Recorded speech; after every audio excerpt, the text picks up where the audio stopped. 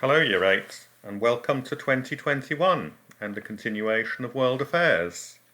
I thought we'd start off, as it's still pretty close to the end of last year, by having a look back at some of the words that we were using last year that we hadn't used much previously. So this is mostly about the words of 2020.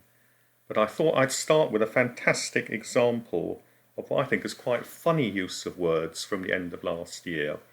You might remember just before Christmas, Elon Musk and SpaceX launched a test of their latest rocket, in which they did an extraordinary thing. They got a rocket to take off, to fly around in space, and then to come back to Earth, get very close to Earth, move round so that it was reversing down to land very, very slowly, the opposite direction to which it took off. And then just as it was about to touch down and it looked like it was a successful mission, the rocket exploded catastrophically. And here's an image from that. Now I say exploded because that's what normal people describe it as, but I think the guys at SpaceX like to have a bit of a laugh, and they decided explosion sounded perhaps a bit pessimistic.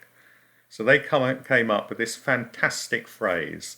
They said, no, we didn't have an explosion. We had a rapid, unscheduled disassembly, an RUD. So the next time something blows up, you can say, no, it's not blowing up, it's merely disassembling in a rapid and unscheduled manner. Right, so that's words that are really designed to mislead. Unfortunately, most of the time, words are not designed to mislead, they're there to clarify. And we're going to have a look at some of the words that clarified last year. So what were the words of the year last year? Well, this is something that dictionary assemblers do every year.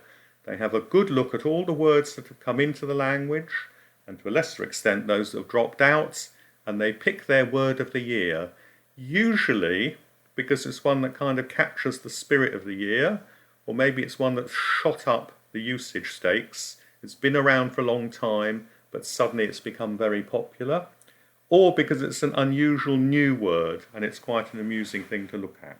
So let's have a look at what happened in 2020 and some of the other ones from recent years. So, Oxford English Dictionaries, they're probably the biggest group of people working on dictionaries in the English language.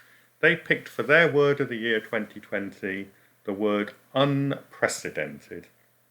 And I suppose it's a bit of a lame joke to point out that the word unprecedented was used in an unprecedentedly large number of different ways and with an unprecedented frequency last year. We were talking about coronavirus being unprecedented, lockdowns being unprecedented, furloughs being unprecedented, economic shocks being unprecedented, and so on.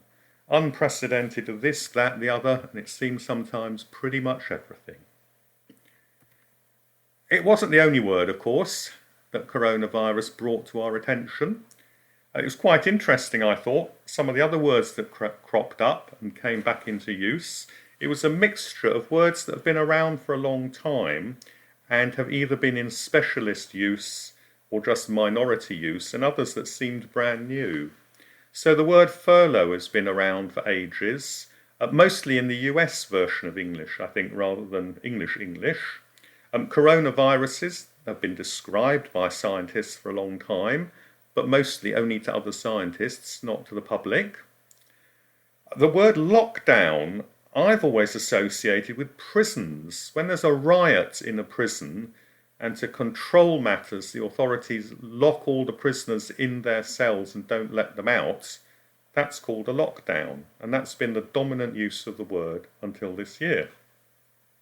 Similarly, a circuit breaker has generally meant that box somewhere in your house that allows you to turn off mains electricity to some part of the house. There'll be a box with lots of little black switches in it called circuit breakers.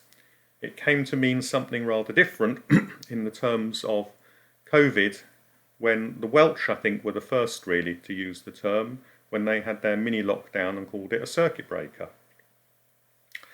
Other words appeared from nowhere at all. I don't think the word key worker existed before 2020, and suddenly lots of us, including teachers such as myself, found ourselves being described as key workers. Mask shaming, I thought, was an interesting new word, criticising people or trying to embarrass them or shame them if they weren't wearing masks when they should have. Super spreaders. These are not margarines that go very easily onto your toast, but they're people who spread coronavirus around. Staycations. I think that's a variation on the American word for a holiday, a vacation. So a staycation is when you stay at home. And support bubbles, of course. I think before 2020, most of us, when we thought of bubbles, probably thought of bubble bath or something like that. We never thought of bubbles offering any kind of support. So support bubbles, quite an interesting phrase, really. Now, the words around the world, some of these words, like unprecedented, will have been used in enormous numbers all over the English-speaking world. But other words, it's interesting, did vary a bit from one country to another. So in Britain, of course, we've talked about lockdowns. The Canadians and Australians have used the same phrase.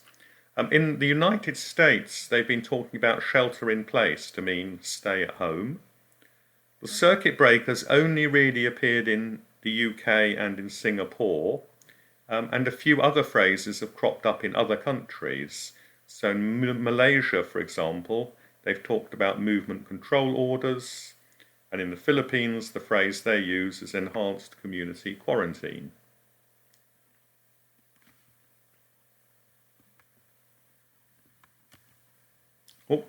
Word of the year 2019, however, we go back a year, was nothing at all to do with the pandemic, because of course it hadn't happened by then.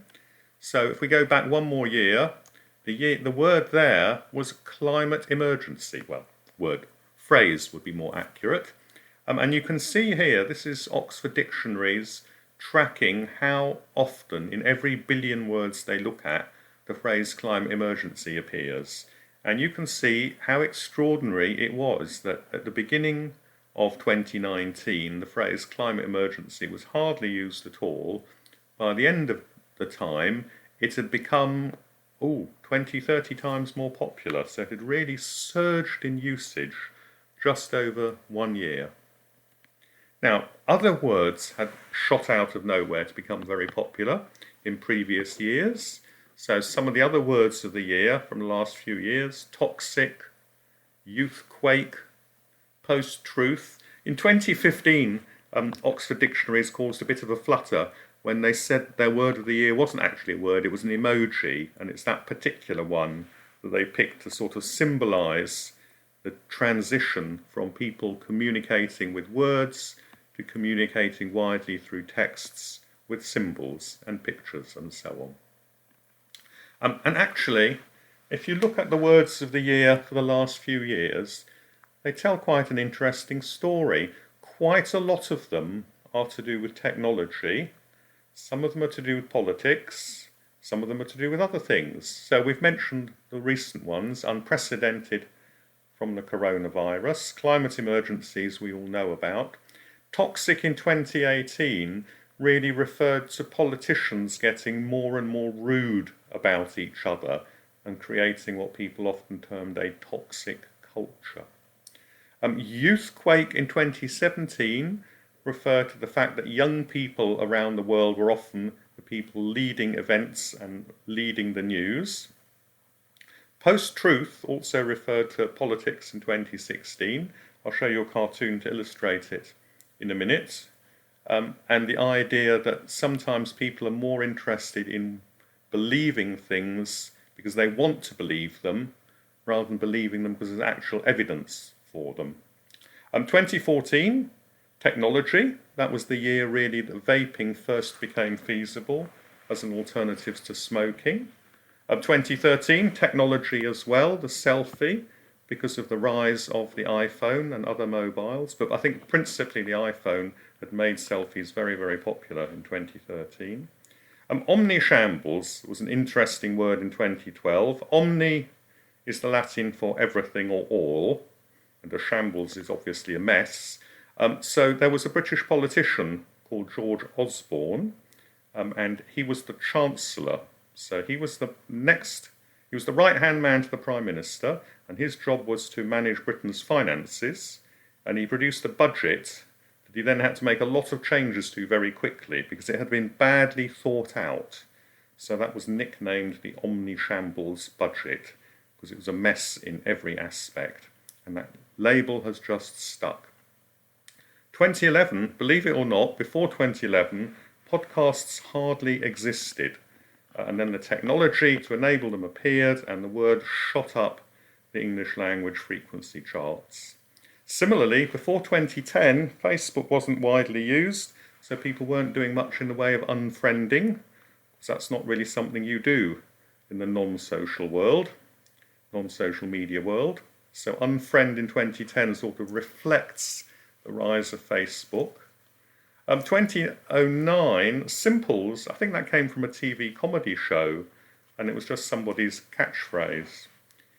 Financial problems for a lot of banks in 2008, and early concerns about climate change in 2007. Right, here's an example, quite a funny little cartoon this, I think. The man on the left, that's a picture of a very well-known 17th century French mathematician and philosopher called René Descartes, and he came up with the phrase in Latin, cogito ergo sum, I think therefore I am, and the joke on the right is that this young man isn't really interested in what's true or not, he's just interested in what he believes. So in a post-truth world, people are more interested in being right because of what they believe than in their beliefs actually being true. Lots and lots of other new words. You'd be amazed if you look in dictionaries how many new words come in each year and how many go out. Some of the recent ones I've just picked because I think they're quite clever. So I really like the word starchitect, which is obviously an architect who is a star. Two of them who the word refers to, Zaha Hadid. She died fairly recently. She was an Iraqi-born British architect, and Frank Gehry below. They're probably the best-known architects to whom that label is attached. Hitchcockian I thought was bizarre, because this refers to a film director who died 40 years ago, and yet it only made its way into dictionaries quite recently. So it's a bit surprising that interest in his work has led to that word now appearing in the dictionary so many years after his death. And another one I like, glamping, glamorous camping. So quite a clever combination. You can see there various other words that are quite funny in some ways. So follically challenged is another way of saying bald, for example. Graphene refers to a very clever form of carbon invented at Manchester University. So that's to do with technology. Bots, of course, are a form of sort of software robots crawling the internet, and so on. Lots of interesting words there. There are also some very weird words. One of my favourite weird words goes back to 2016, actually, this word bracketology. When I first came across it, I thought, is this the study of how brackets are used, perhaps in English or perhaps in mathematics? But no. Bracketology, as it says here, is the process of predicting in the field of college basketball participants who's going to be where, basically. So, very strange word. There are loads and loads of other words that appear in the Oxford English Dictionary in the last few years. Here we have some nouns and some adjectives. What do these ones mean? Well, I don't really know. I should have looked up the story behind Bellando's spew, but it means an illness marked by bouts of vomiting. One to avoid. A cheese log is a kind of woodlouse. An exoplanet is one that's got a mass up to about 10 times that of the Earth. Fatberg, I'll show you a picture of one in a bit, is defined here by Thames Water, who have to clean them up. A vile, festering, steaming collection of fat and wet wipes. Yuck. Ophthalmoscopy is also called fundoscopy, and that's something to do with looking at the backs of your eyes. I'm not quite sure again why that word's only just crept into the dictionary. And winterval, Sometimes people talk about the period between Christmas and New Year as winterval. It includes Christmas and a few other festivals that tend to happen around the same time of year. Another odd one that's actually in that list, Fellini-esque, because that also refers to a film director. So we had Hitchcock earlier. This one refers to an Italian director called Federico Fellini, who again died about 20 or more years ago. So why a word in his honour has only just become popular, I do not know. And Yampi, believe it or not, that's somebody who's a bit mad or daft or losing the plot. Now, the fatberg. So there's an image of a fatberg in a sewer there, and these stories do appear in the news from time to time. The unfortunate people who have the job of clearing our sewers of them don't really enjoy dealing with them because they're massive. So this lump of fat was 250 metres long, so longer than Tower Bridge. It was 130 tonnes in weight, so about the weight of a blue whale, and it was equivalent to, give or take, 100,000 packets of butter or lard. So enormous and utterly revolting. Now, those are the new words in our language. What about older words? How far can we go back with older words, and where do their roots come from? Learning about them is what is called a study of etymology. So etymology is looking at the history of words and where they come from. Let's just have a look at a few. So, an assassin. There's a picture of an assassin. This man is trying to shoot somebody, for good or ill. He's looking through the sights, telescopic sights of his rifle. He's about to fire. But where does the word assassin come from? Surprisingly, perhaps, the word assassin has absolutely nothing to do with firearms or any other kind of armaments. Here's the story behind it. Well, we know what an assassin is, a murderer, usually a professional. And read what it says here. During the time of the Crusades, the members of a certain secret sect engaged people to terrorize their enemies by performing murders as a religious duty.